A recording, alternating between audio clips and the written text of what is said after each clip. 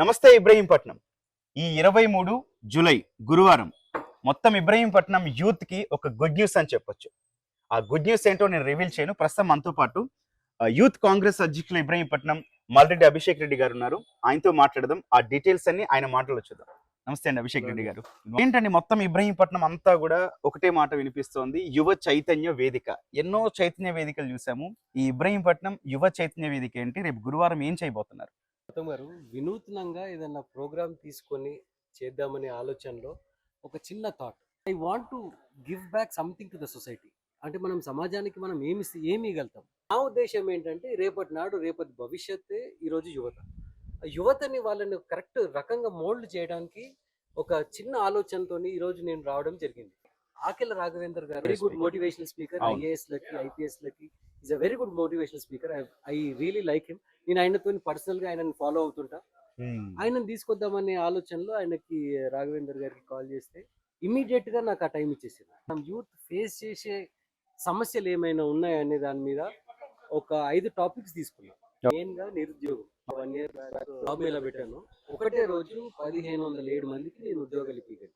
Task వాళ్ళు CEO Nitin Reddy గారు రేపు రాబోతున్నారు.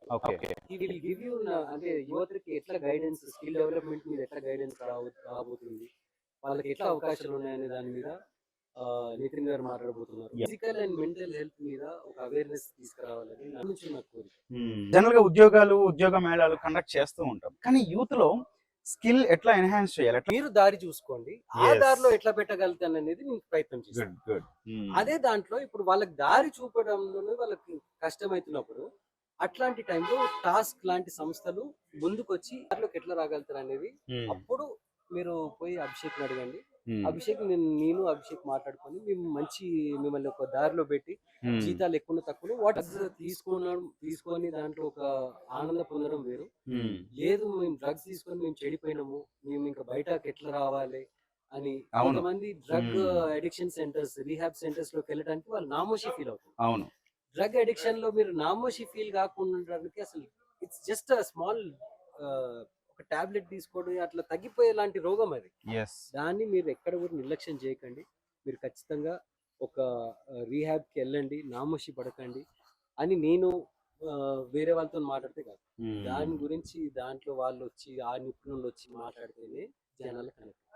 ఆ ఉద్దేశంలో డ్రగ్ అవేర్నెస్ మీద కూడా చిన్న ప్రోగ్రామ్ పెట్టాలన్న ఆలోచనలో ఉంది. వండర్ఫుల్. నాకు ఈ కాన్సెప్ట్ చాలా నచ్చింది. బికాస్ డ్రగ్స్ తీసుకొని బాధితులుగా మిగలడం కాదు, తీసుకొని ఎఫెక్ట్ అయిన వాళ్ళని కూడా ఇక్కడికి వస్తే వాళ్ళని తప్పకుండా రీహాబ్ చేయడం, ఇంకోసారి దాని జోలికి పోకుండా చేయగలం అనే ప్రామిస్ అయితే కనిపిస్తుంది. అండ్ వన్ మోర్ థింగ్, రేపు ఇక్కడికి వచ్చిన యూత్ కావచ్చు, ఒక వ్యక్తి కావచ్చు, ప్రోగ్రామ్ అయిపోయిన తర్వాత ఎంత కాన్ఫిడెంట్ గా ఇంటికి వెళ్తారు? 100% యూత్ కూడా మంచి రకంగా కనెక్ట్ అయ్యి మాకు నిజంగా ఈ ప్రోగ్రామ్కి వచ్చి మేము ఏదో నేర్చుకొని మేము కూడా సమాజానికి ఏమైనా ఇవ్వగలుగుతామనే ఒక చిన్న కోరిక వాళ్ళకి వచ్చిందంటే I feel that this programme has been a great success. నాకు దీంట్లో పొలిటికల్ ఇంట్రెస్ట్ ఏం లేదు. రాజకీయం చేసేది అది మా నాన్న ఉంటుంది, సేవ చేసేది నా. అడగకుండానే ఆన్సర్ చేశారు. Anyway, thank you. వెయిట్ చేస్తున్నాం 23 గురువారం ప్రోగ్రామ్ కోసం. సో ఇది మొత్తంగా రేపు ఈ ప్రోగ్రామ్ కి అటెండ్ కండి. వచ్చిన తర్వాత నుంచి వెళ్ళిపోయేంత వరకు కూడా దీని యొక్క ఫ్రూట్స్ చూడండి. చాలా గొప్పగా నిర్వహించబోతున్నారు. దీని వెనక కూడా చాలా హార్డ్ వర్క్ చేశారు అభిషేక్ గారు అండ్ టీం మొత్తం కూడా. సో ఇబ్రహీంపట్నం యూత్, మీ అందరికీ మళ్ళొకసారి చిన్న రిక్వెస్ట్. ఎవరైతే ఉద్యోగం లేకుండా ఇబ్బంది పడుతున్నారో, లేకపోతే స్కిల్ కావాలి అనుకుంటున్నారో, లేకపోతే ఈ ప్రాబ్లం ఉంది అనుకుంటున్నారో ఖచ్చితంగా విజిట్ చేయండి. వెళ్ళేటప్పటికి మీకైతే సొల్యూషన్ దొరుకుతుంది. Thank you.